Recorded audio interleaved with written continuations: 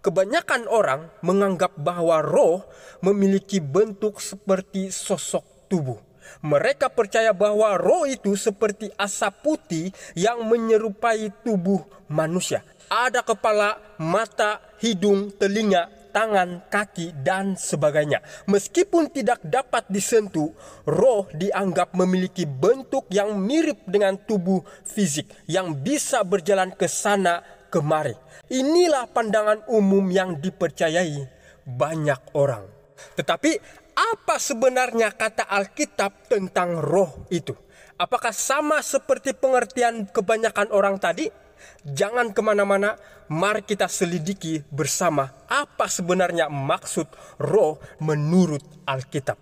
Berilah kepada Tuhan kemuliaan namanya. Sujudlah kepada Tuhan dengan berhiaskan kekudusan. Shalom, selamat sejahtera saudara-saudara, pendengar Story of Rohani Channel dimanapun saudara berada. Pada kesempatan hari ini kita bersyukur kepada Tuhan karena ada waktu di mana kita bisa bertemu dan kita akan sama-sama mendengar dan mempelajari firman Tuhan. Baik, Pengkhotbah 12 ayat 7 mengatakan, dan debu kembali menjadi tanah seperti semula dan roh kembali kepada Allah yang mengaruniakannya. Ada orang apabila membaca ayat ini lalu dia langsung berkata, nah ini buktinya.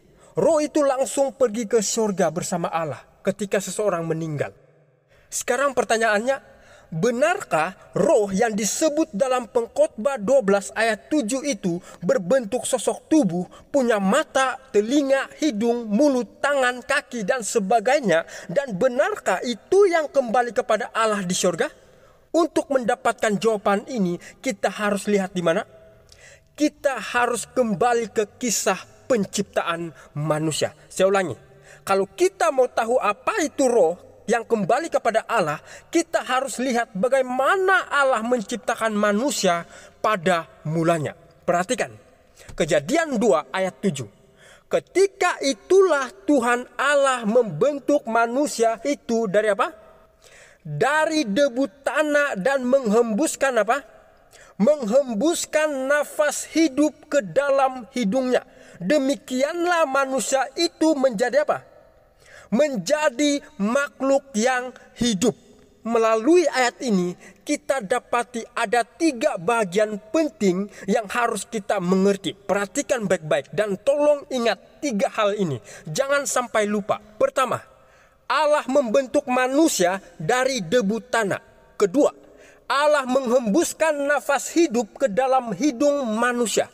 Dan ketiga, manusia itu menjadi hidup. Jadi Allah membentuk, Allah memberi nafas hidup, dan yang dibentuknya itu hidup. Ingat 3 hal ini baik-baik ya. Sebab ini adalah dasar untuk memahami apa yang terjadi saat manusia meninggal.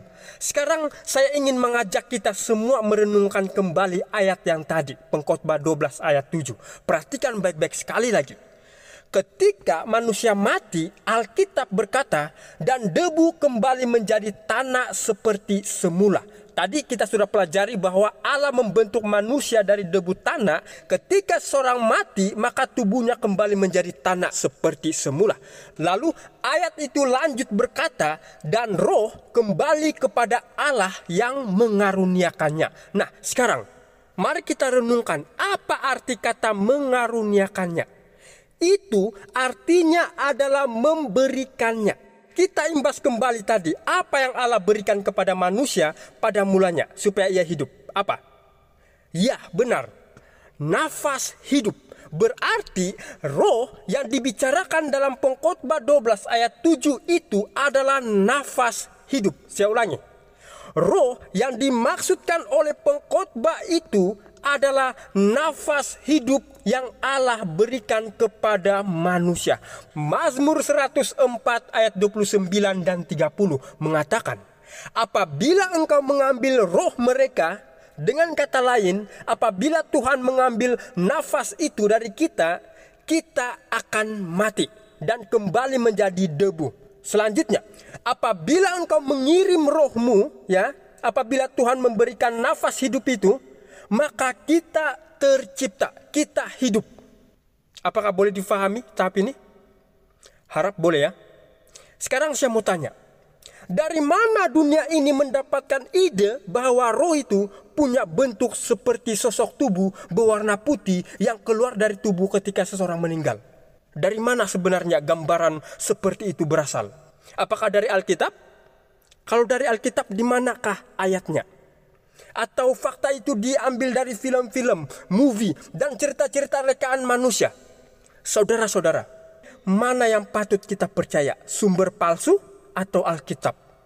Tentu saja kita harus percaya kepada Alkitab.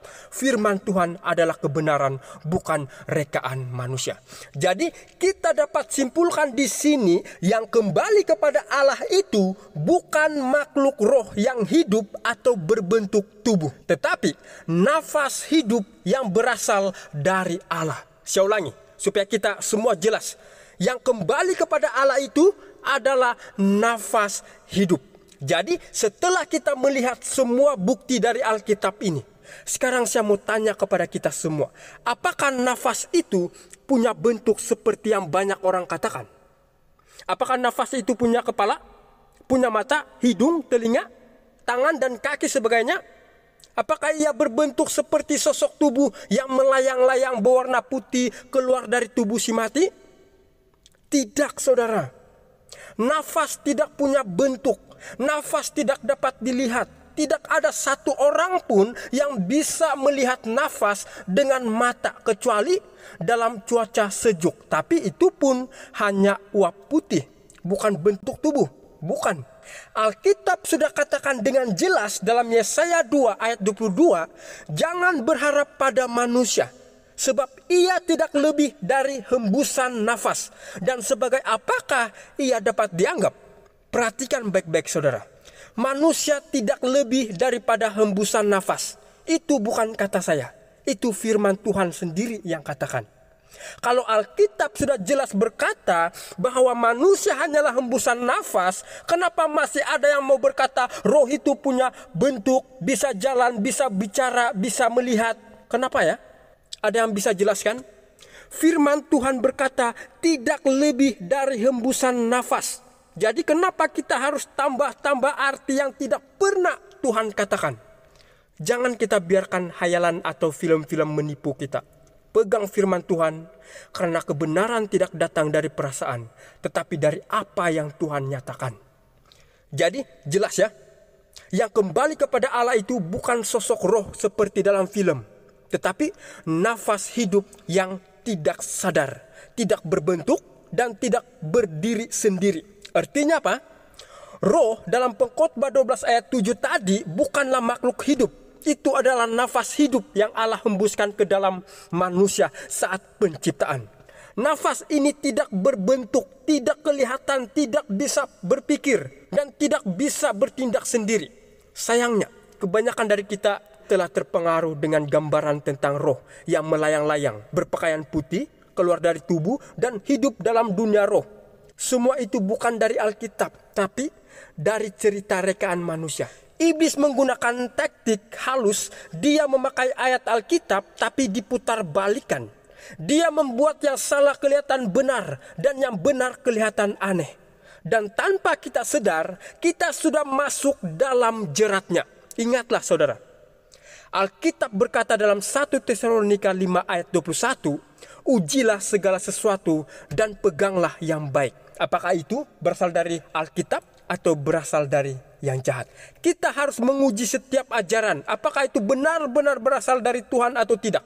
Sebelum saya mengakhiri pembahasan ini, kemungkinan ya, dan memang akan ada yang menyamakan Roh Kudus dengan roh manusia. Kemungkinan ada yang bilang, sebagaimana Roh Kudus pribadi yang hidup, punya kehendak berbicara, mengajar, menghibur, maka roh manusia juga begitu. Saudara-saudara, dengar baik-baik. Jangan kita samakan roh manusia dengan Roh Kudus. Jangan. Roh manusia adalah nafas, bukan pribadi. Roh Kudus adalah Allah, pribadi yang hidup dan bekerja. Kita tidak boleh tarik kesimpulan dari sifat Allah lalu tempelkan kepada ciptaan. Jangan. Itu bukan ajaran Alkitab. Sekali lagi saya tegaskan, roh manusia itu bukanlah satu pribadi yang boleh bekerja atau hidup sendiri setelah seseorang itu mati. Roh manusia hanyalah nafas hidup, bukan makhluk yang sedar atau aktif. Ini yang Alkitab ajarkan. Sampai jumpa di pelajaran berikutnya. Tuhan Yesus memberkati kita semua. Amin.